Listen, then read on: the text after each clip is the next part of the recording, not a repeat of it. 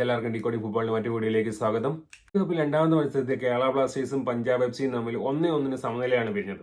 ഈ മത്സരത്തിലേക്ക് വരുമ്പോൾ കേരള ബ്ലാസ്റ്റേഴ്സിന്റെ ഡിഫൻസിലുള്ള മിസ്റ്റേക്കുകളെല്ലാം നമുക്ക് കാണാൻ പറ്റും. കഴിഞ്ഞ മത്സരത്തിൽ നമ്മൾ കണ്ടാണ് മുംബൈ എഫ്സിയുമായിട്ട് 8-0 ജയിച്ചു. പക്ഷേ മുംബൈ എഫ്സിയുടെ റിസർവ് ടീമാണ് കളിച്ചത്. പക്ഷേ അത് ആ അവസ്ഥയിലല്ലായിരുന്നു പഞ്ചാബ് എഫ്സിയുടെ കാര്യത്തിൽ നോക്കുമ്പോൾ. പഞ്ചാബ് എഫ്സിയുടെ മെയിൻ 11 തന്നെയാണ് അതിൻ്റെ അകത്ത് കളിച്ചത്.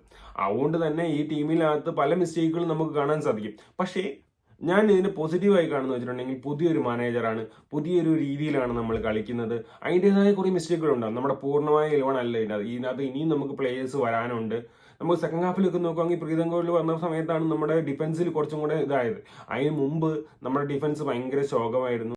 ഈ മത്സരത്തിൽ പഞ്ചാബ് നേടിയ ആ ഗോള് തന്നെ നമുക്ക് നോക്കാൻ കേരള ബ്ലാസ്റ്റേഴ്സിന്റെ ഡിഫൻസിന്റെ വീക്ക്നെസ്സുകൾ കൃത്യമായി നമുക്ക് തുടർന്ന് കാണിക്കാൻ പറ്റും. കാരണം അതൊരു ഓഫ് സൈഡ് ട്രാപ്പിലേക്ക് നോക്കുകയും പക്ഷെ ഓഫ് സൈഡ് ട്രാപ്പ് ആകുകയില്ല, അത് ഓൺ സൈഡ് ആകുകയും അത് ഗോൾ ആകുകയും ചെയ്തു. ഗോളിനെ സംബന്ധിച്ചോളം ഒന്നും ചെയ്യാൻ പറ്റാത്ത ഒരു ഷോട്ടായി പോയി അത്. ഡിഫൻസിൽ പല മിസ്റ്റേക്കുകളും ഉണ്ടെങ്കിലും ആ മിസ്റ്റേക്കുകളൊക്കെ നമുക്ക് തിരുത്താൻ വേണ്ടി ഇനിയും അവസരങ്ങളുണ്ട്, ഇനിയും നമുക്ക് കളികളുണ്ട്. ഇതൊരു പുതിയ ടീമാണ്, ഈ ടീം ബിൽഡ് ചെയ്ത് വരുന്നതേ ഉള്ളൂ. അതൊരു പുതിയ കോച്ചിന്റെ അണ്ടറിൽ വരുമ്പോൾ അതിൻ്റെതായ കുറച്ച് സമയങ്ങളെടുക്കും.